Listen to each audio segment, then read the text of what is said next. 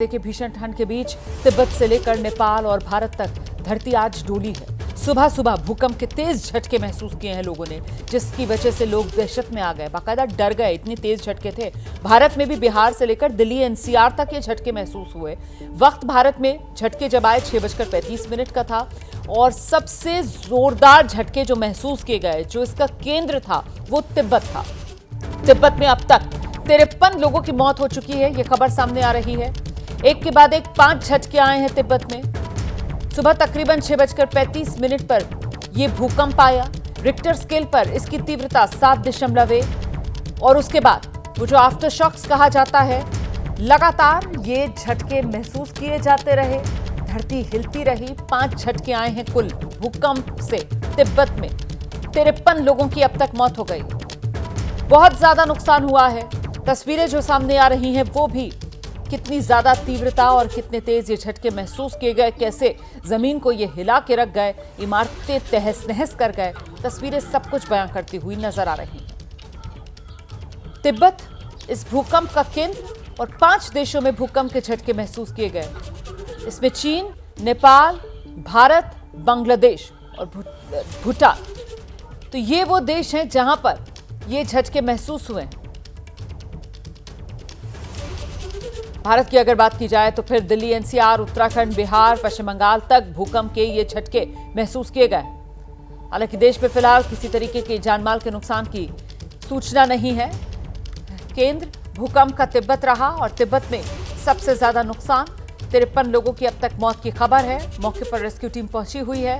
अभी तो देखिए, बिल्कुल ये शुरुआती जानकारियां हैं जो सामने निकल कर आ रही हैं और आगे नुकसान और बढ़ सकता है।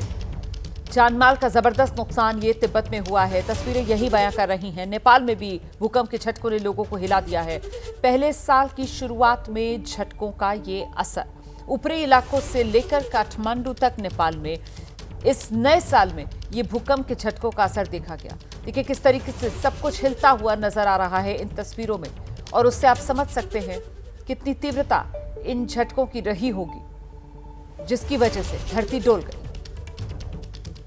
म त सुतिरहेको थिएँ अनि खाट भूकम्प आएछ भनेर बच्चालाई चिच्चाएर कराएर तल आइ डराले।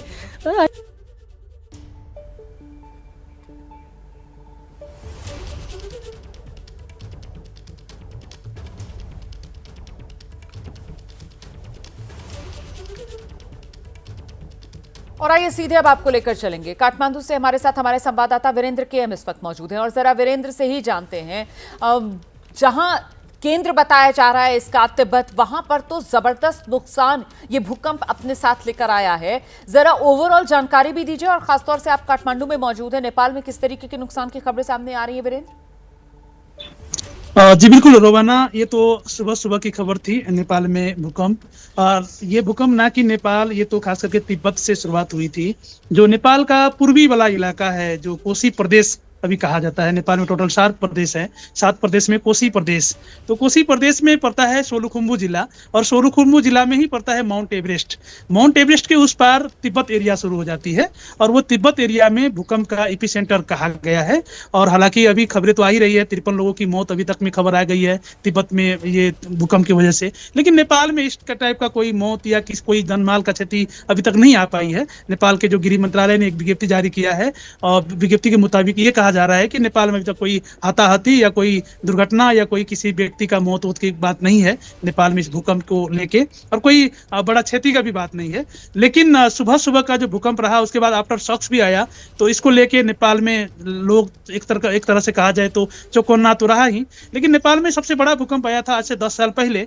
उसके बाद जो है नेपाल में सब लोग को एक जो है आदत सी बन गई है, छोटा सा भूकंप आती है फिर चली जाती है, इस टाइप का हो गया है। और जो पुराने मकाने थी, तो सारा मकान तो उसी भूकंप में टूट गए थे, तो अभी सारा नया मकान बन गया है, तो इसलिए कोई ज्यादा क्षति का स्थिति नहीं है। और ओवरऑल कहा जाए तो तिब्बत में ये भूकंप आया और तिब्बत की वजह से, उसी भूकंप आफ्टर शॉक्स की वजह से नेपाल, बांग्लादेश, भूटान, ये आसपास के जितने भी देश है जिसमें महसूस की गई।